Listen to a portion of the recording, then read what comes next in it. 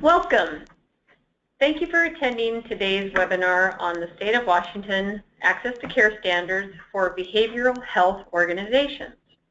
I do need to advise everyone that this webinar is being recorded for those unable to attend. This means that the entire webinar, including viewed materials, telephonic dialogue, and electronic conversations, become part of public record and therefore subject to public disclosure. No client information, confidential or otherwise, should be shared. Your participation in this webinar is informed consent.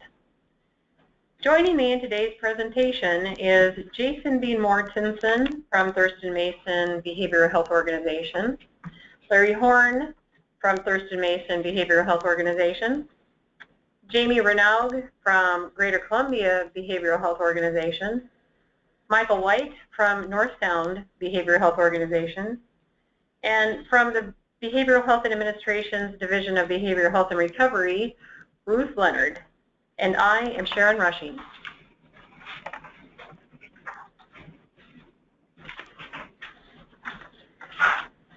Today's webinar, the Access to Care Standards, ACS, and other useful information and links will be posted to the DBHR website on the ACS/ICD webpage. Please visit the URL link posted on this slide. We will not be able to provide you with an open question and answer period at the end of our presentation today. However, during the presentation, we encourage you to take note of any questions and submit them to the Access to Care inbox at icdinquiries@dshs.wa.gov. This inbox is always open and reviewed at minimum on a monthly basis by the Access to Care Standards Workgroup. All questions received will be reviewed by the Access to Care Workgroup and answered as quickly as possible. Additionally, there is a frequently asked questions section on the Access to Care webpage that may help you. All questions received and answered by the workgroup are posted there.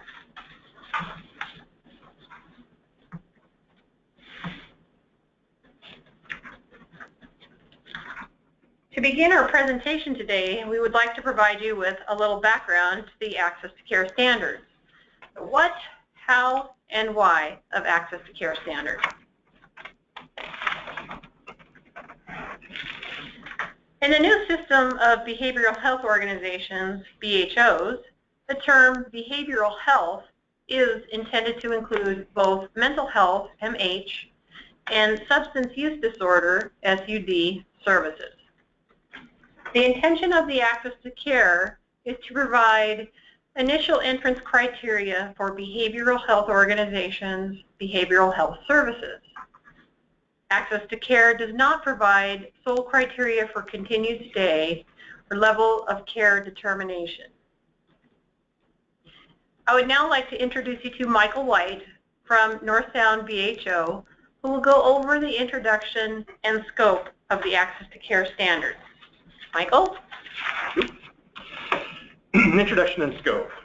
The statewide Access to Care Standards describes the minimum standards and criteria for clinical eligibility for the behavioral health services for the newly redesigned Behavioral Health Organization System.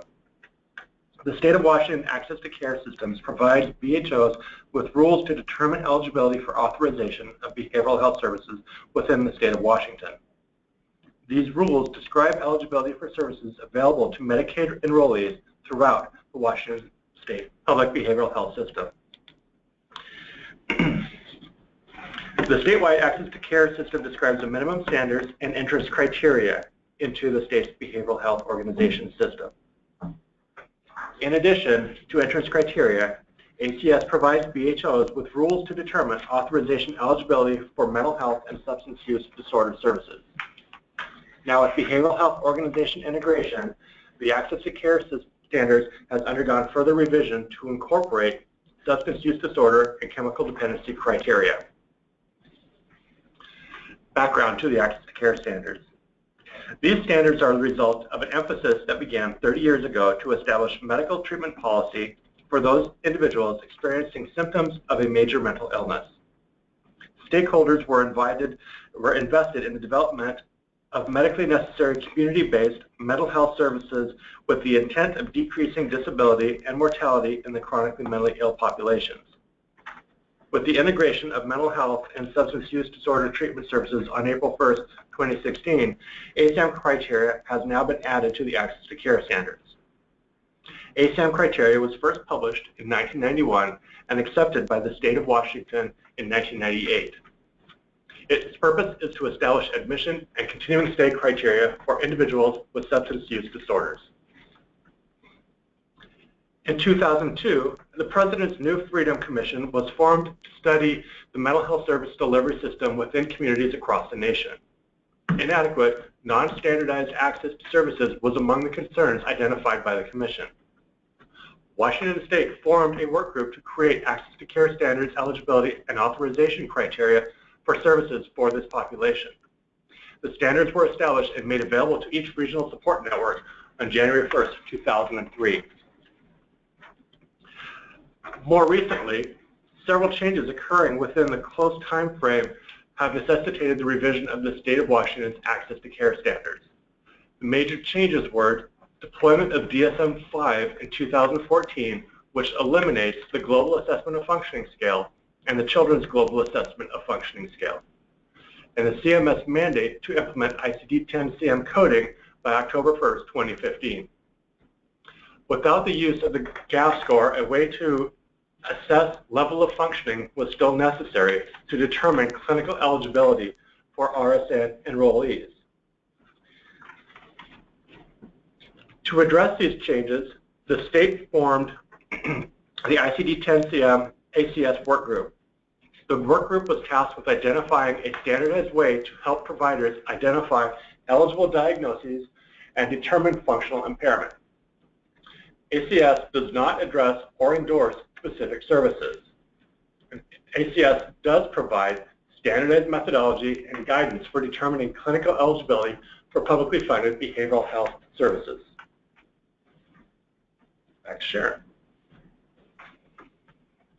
So who was involved in the Behavioral Health Organization Access to Care work group?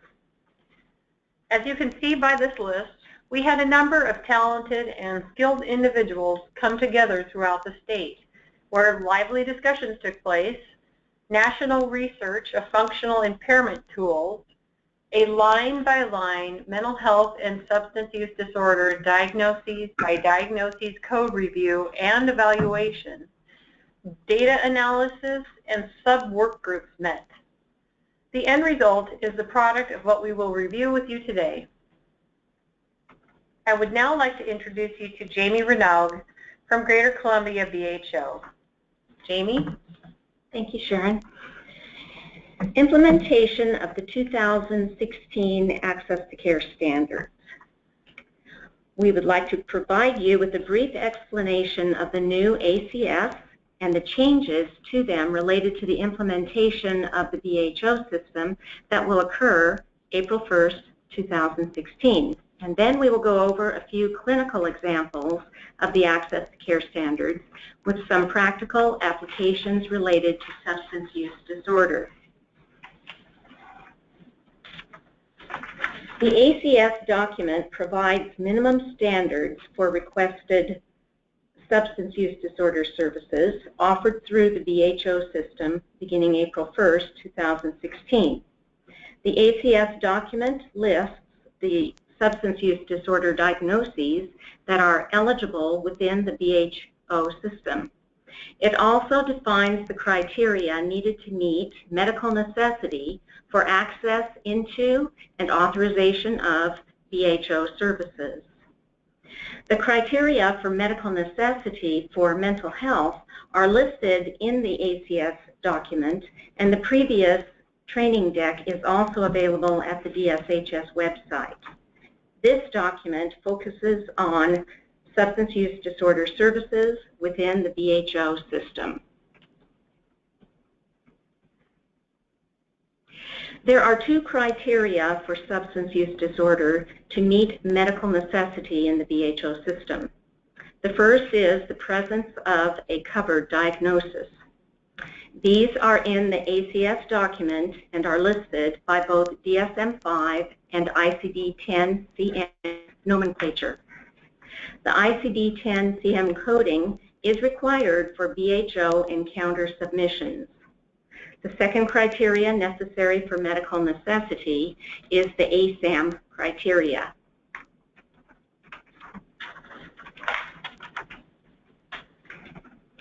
In summary then, to receive substance use disorder services within the BHO, a covered substance use disorder must be determined to be present, and the individual is then eligible for placement into a clinically appropriate level of care using Acm Criteria. At this time, I would like to introduce to you Jason Bean Mortensen and Thurston Mason, BHO, who will provide you with some practical applications to the Access to Care standards.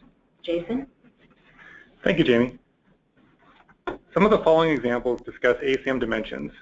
They are defined on this slide for your reference. Dimension 1, acute intoxication and/or withdrawal potential. Dimension 2, biomedical conditions and complications. Dimension 3, emotional, behavioral, or cognitive conditions and complications. Dimension 4, readiness to change. Dimension 5, relapse, continued use, or continued problem potential.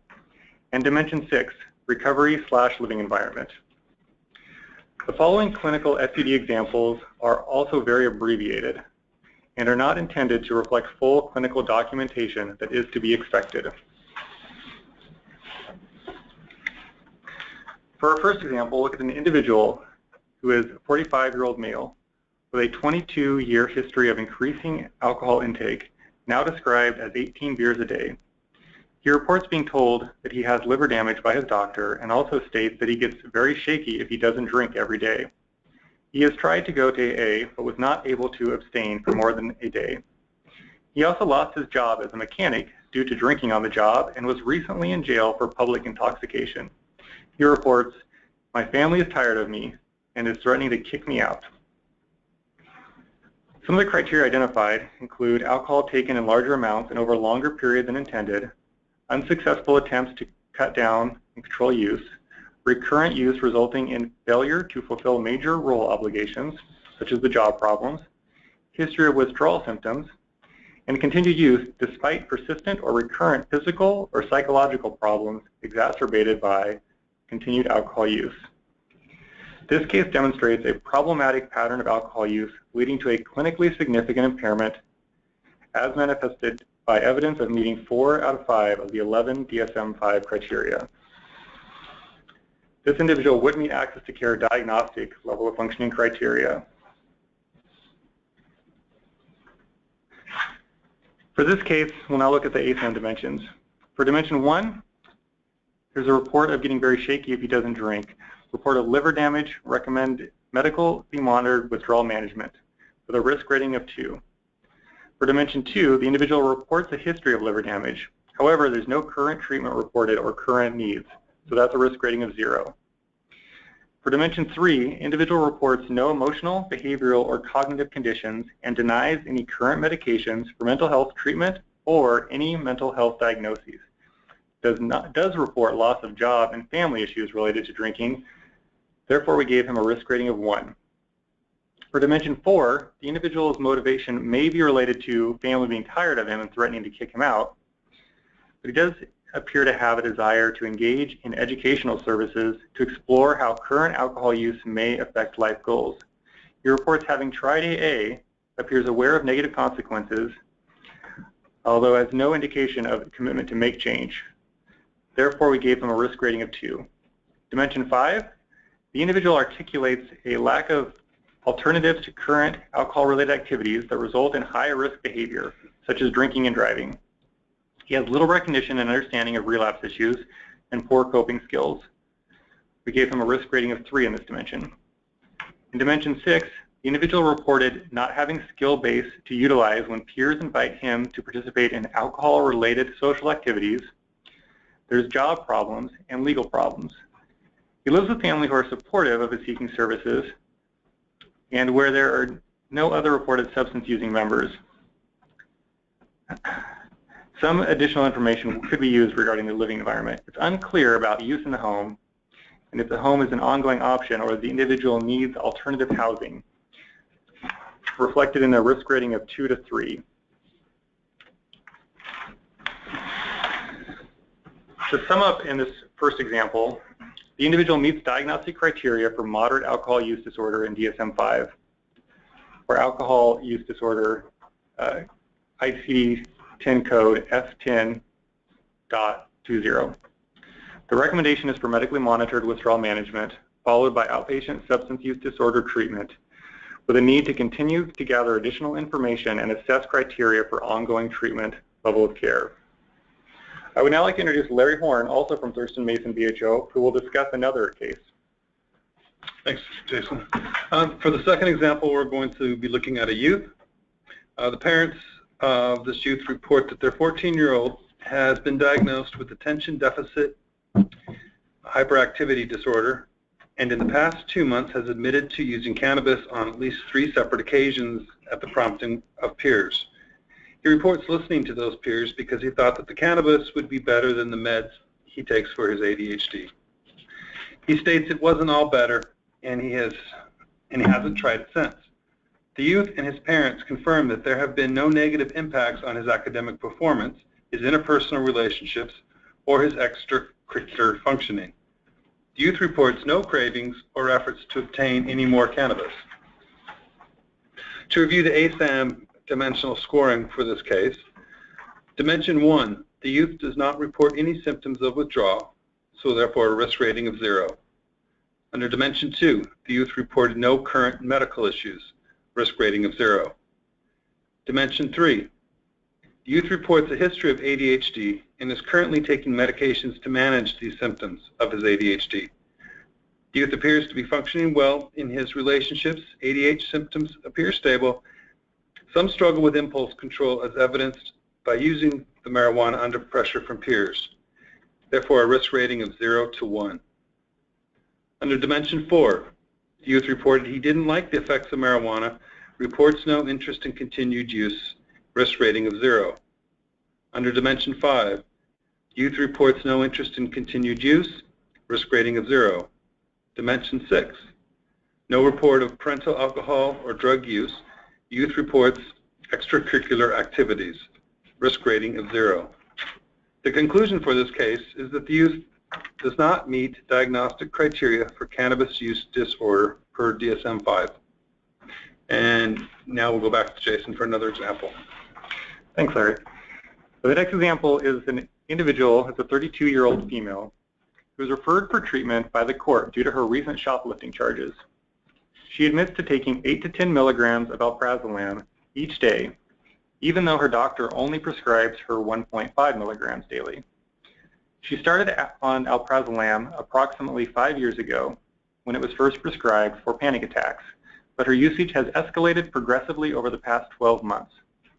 She obtains the additional amounts illicitly and supports this habit by shoplifting, stealing from her family, or exchanging sex for drugs. She has one prior traffic violation when she was pulled over for erratic driving shortly after ingesting a large quantity of alprazolam. She reports being unable to stop and that it takes more and more of this medication to calm her shakes. She also states she must take the alprazolam every day or she gets very tremulous and panicky. For this case, the individual meets diagnostic criteria for severe alprazolam use disorder, or for ICD-10-CM F13.20.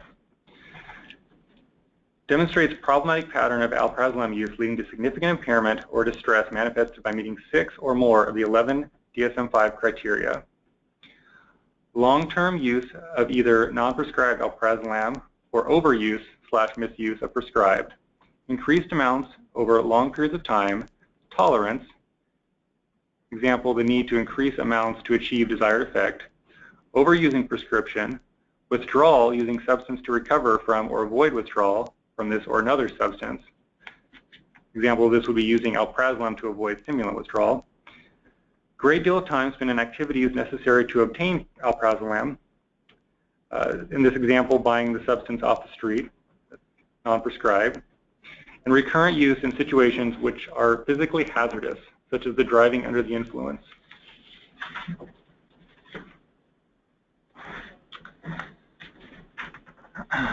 For this case, it's worth noting for ICD-10-CM, specify with or without perceptual disturbance. Also specify for sedative intoxication with or without comorbid sedative-induced disorder. For this, you can specify ICD-10-CM sedative intoxication F13.229 to determine ACM risk rating for immediate need for withdrawal management. An example would be a risk rating of 4, indicates patient is evidencing severe signs and symptoms and is in imminent danger from either continued use of sedatives or abrupt discontinuation, which indicates medical referral for stabilization. Note, this criterion is not considered met if the individual is prescribed sedatives or under the medical supervision and the medication and is medication compliant. For this example, new access to care standards are met by the diagnostic level of functioning criteria for substance use disorder and meets ACM criteria for medically monitored withdrawal management, followed by a full assessment to determine continued treatment needs. I would now like to introduce you to Ruth Leonard from DBHR, who will continue with another scenario. Thank you. In this case example, a recent legal charge of negligent driving happened to this individual. No previous alcohol-related charges or problems were reported. The individual states that he was stopped after a work party where he drank more than he should or that he usually did. He denies any prior incidents. His family confirms that he is only an occasional drinker, less than once a week with friends, and he denies any tolerance to alcohol or physical consequences from intake. His reports are corroborated by collateral historians from his family. They also confirm that there are no social or occupational consequences due to alcohol or any substance use. This case does not meet DSM criteria for alcohol use disorder. Information to meet the minimum criteria, clinically significant impairment or distress as manifested by 2 of the criteria listed for this class of substances within a 12-month period. So in looking at the dimensions, dimension 1, he reports no current or previous symptoms for withdrawal or history of withdrawal. At the interview, he did not appear intoxicated, did not show signs of withdrawal. A urinary drug screen was done and indicated no current use of mind-altering drugs, so he gave a risk rating of 0. Dimension 2, he appeared healthy and of average weight. He reported no medical concerns or diagnosis. He has had recent health physicals and dental checkup, reported that he has no prescribed medications, and his primary care physician confirms he's in good health with no current concerns, also a risk rating of 0. He reports stability in his emotional, behavioral, and cognitive conditions and denies any current medications for mental health treatment or mental health diagnosis, and this was also confirmed by the PCP, primary care physician. In dimension 4, readiness to change, he articulates a willingness to engage in educational services to explore how current alcohol use may affect his life goals, risk rating of 1. In dimension 5, he reports many social activities where alcohol is served. He states he's beginning to explore new hobbies and healthier activities, risk rating of 2. Dimension 6, he reported not having the skill base to utilize when peers invite him to participate in alcohol-related social activities. He has a risk of losing his job due to legal issue and lives with a family who is supportive of his seeking services and where there's no other reported substance abusing family members, risk rating of 2. So access to care standards are not met as evidenced by the lack of clinically significant impairments or distress. He doesn't meet full criteria for any specific alcohol-related disorder or any other substance-related disorder. Recommendation using ACM criteria for early intervention, level 0.05, so alcohol and drug information school. And again, he does not meet access to care standards. So now I'd like to return it back over to Larry. For our final case scenario, we're going to look at an individual who presented to the ER with full onset opioid withdrawals, sweats, muscle aches, runny nose, chills, and diarrhea. Reports this person reports a 15-year history of heroin addiction, using the drug intravenously up to 6 times per day, using 40 to 50 milligrams per dose. On occasions where he is unable to access heroin, the patient reports buying 20 hydrocodone tabs on the street and using them all within a 24-hour period. It has been 6 hours since his last dose of heroin. He has been arrested twice for stealing to support his habit and no longer has a home due to having been evicted by his landlord due to his drug-seeking behaviors. A referral is made to withdrawal management for detoxification and stabilization using clinically appropriate medication-assisted treatment such as Suboxone. Complete assessment following stabilization to determine Acm criteria for continued care placement. DSM-5 diagnosis: adult opioid use disorder, severe, ICD-10-CM. F11.20, as evidenced by a great deal of time spent in activities necessary to obtain opioids, cravings, recurrent use resulting in failure to fulfill major role obligations at work, school, or home, continued use in situations in which it is physically hazardous, tolerance needs increased amounts to achieve intoxication or desired effect. Withdraw, using opioid to relieve or avoid withdrawal symptoms. This person meets access to care diagnostic level and level of functioning criteria for substance use disorder, SUD, only as determined by a CDP. Also meets ACM criteria for medically monitored withdrawal management. Note, this criteria is not considered to be met for those individuals taking opioids solely under appropriate medical supervision. Specify if patient is on maintenance therapy. And now back to Sharon. I would like to again remind you to submit your Access to Care Standards questions to the email address on this slide. All questions received will be reviewed by the Access to Care work group and answered as soon as possible. This inbox is open at all times, willing to accept any questions that you have.